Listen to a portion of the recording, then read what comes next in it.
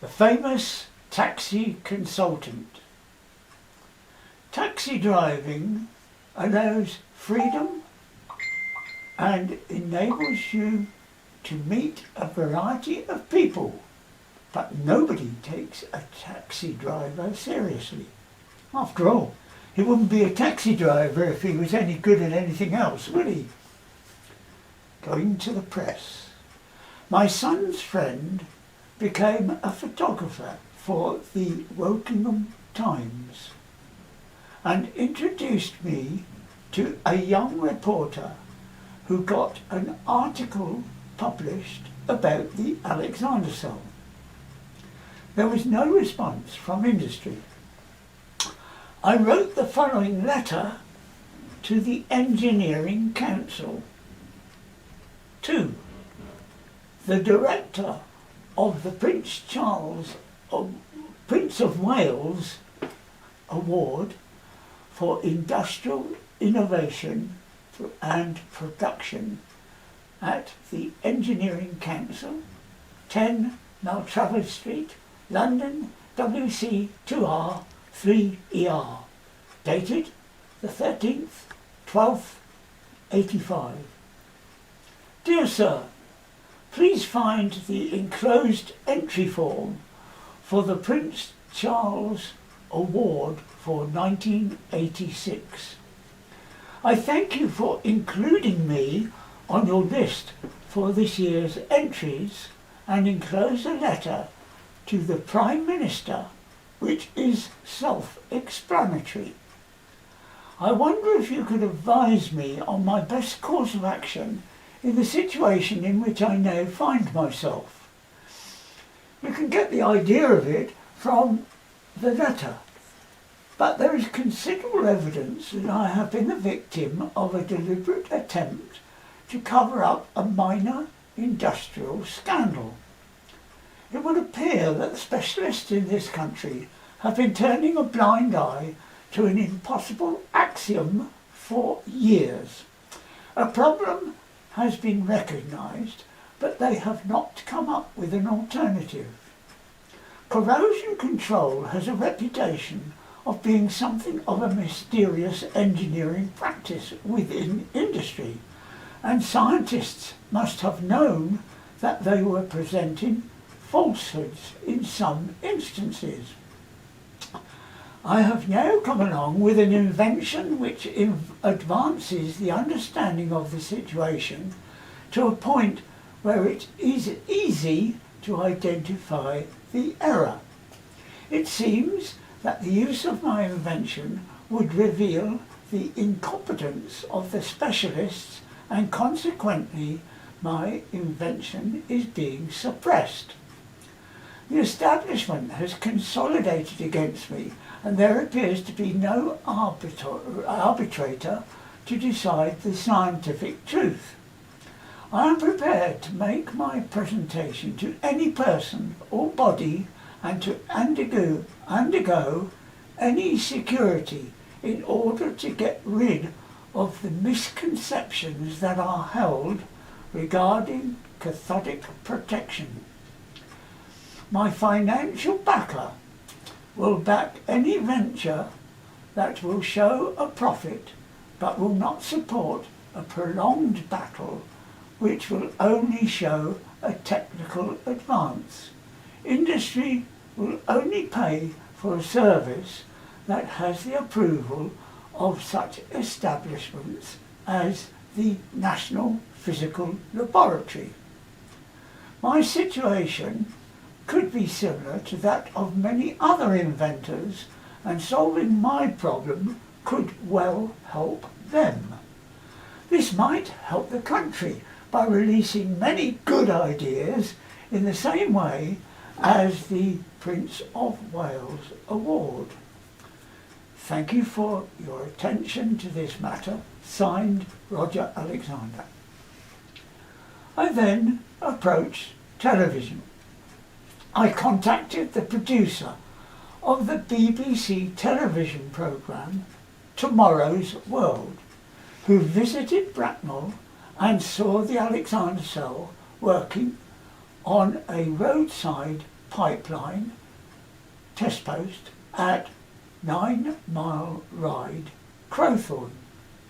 The investigator said he wished to include the Alexander cell in the programme, but that they were advised against this by the National Physical Laboratory. Government agencies. I contacted the Chief Inspector of Pipelines for the United Kingdom and the Department of Energy, explaining the error in existing readings and the possible consequences. I wrote to Margaret Thatcher, who was then Prime Minister and reputedly educated in the sciences. The following letter: to the Prime Minister, 10 Downing Street, London. Dear Mrs. Thatcher, industrial innovation in the oil and gas industry. Over a year ago I wrote to you about corrosion control, and you were good enough to pass the letter to the Department of Energy. Little has changed, and there remains a danger to life and considerable economic risk from oil and gas leakage. Promising new technology. Our company recognised the shortcomings of existing procedures and developed several useful techniques and a device to overcome some of the difficulties. Those who have seen our Alexander cell agree that it is a useful tool for a corrosion engineer. Other countries will benefit. It now seems that I am unlikely to succeed in this country, and I will be forced to give my technology to America or Japan. This letter will first be circulated to interested parties in the UK as a last hope. The background.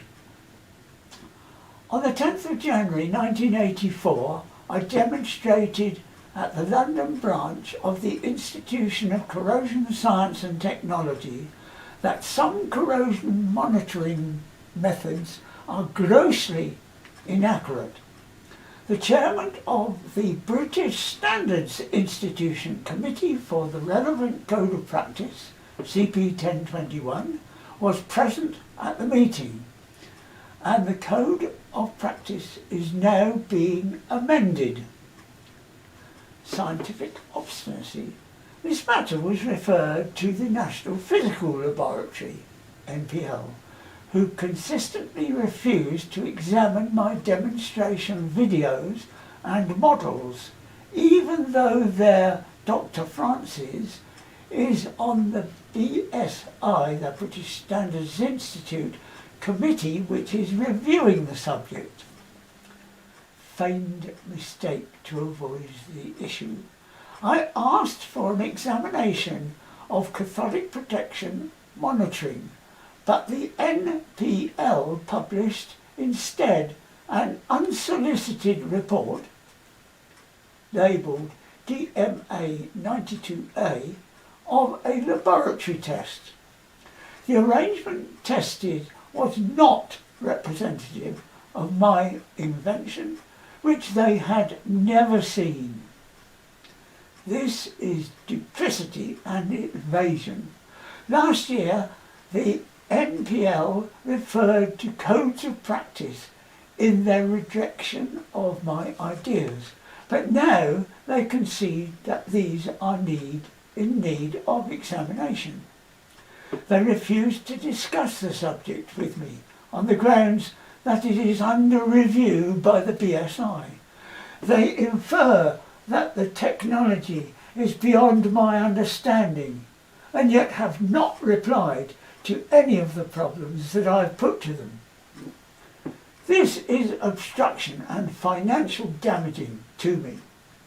I have twice been refused support because the NPL advice to financiers, and Mr. Burney of the NPL confirmed that he was partially responsible for the Alexander cell not being featured on the BBC programme Tomorrow's World. This is the abuse of scientific influence. My company had negotiated a major overseas contract which was cancelled when the clients received a copy of NPL report DMA A92. I have reason to believe that a UK company has influenced this matter and that a contract was lost to an American company. Unemployment. Several MSc graduates were trained for this contract and are now unemployed or doing menial tasks for other companies. Lack of academic interest. Many leading UK experts seem unaware of the type of results that are obtained in field work, and I have sought to cooperate in resolving this matter. Their replies have been evasive and discouraging. But I have overseas interest. In October 1984, I had a paper published and received inquiries from many overseas research establishments supporting my view that there is no practical method to make the measurement in question to an acceptable degree of accuracy. The attitude of the UK establishment, as described above, may explain why gas explosions continue to endanger our population, while our technology is not competitive in world oil markets. Members of our royal family are rightly concerned that we will become a fourth-rate nation if our scientists continue to bury their heads in the sand. Signed, Roger Alexander, Managing Director of ACT Dynamic Limited. Cover-up. My friendly reporter became fascinated and conducted an investigation, but was told by an MP that there was a cover-up at a high level and that the subject was taboo. He told me that Jim Gosden had been replaced as chairman of the BSI committee by Dr. Peter Francis of the NPL, who would make no comment on the subject. Friends from the gas industry told me that a pipeline had burst in North London and that there had been a press blackout. I have been told by many British gas high pressure pipelines are having to be replaced, as has the Esso pipeline, where I saw the fluctuating readings mentioned in others of these stories. Interest from the USA. Meanwhile, I continued my research into cathodic protection, reading and corresponding on the subject, but not making any money. In 1991, I received a telephone call from an instrument maker who wanted to know if the Alexander cell was available, as his agent in America had read my paper. There was an ongoing problem with cathodic protection in the States, which had no criteria, and 2 congressmen had jumped on the bandwagon demanding that the National Standards Association came up with some answer to the pipeline leaks that are endangering the public and disrupting energy supplies. At this stage, my second wife took a lover, my son was already finishing school and works in the computer industry and is married, so I was free to get back to cathodic protection work. I sent out dozens of CVs to all the agencies, etc., and finally got a job as a cathodic protection inspector with overseas technical services in Warri, Nigeria.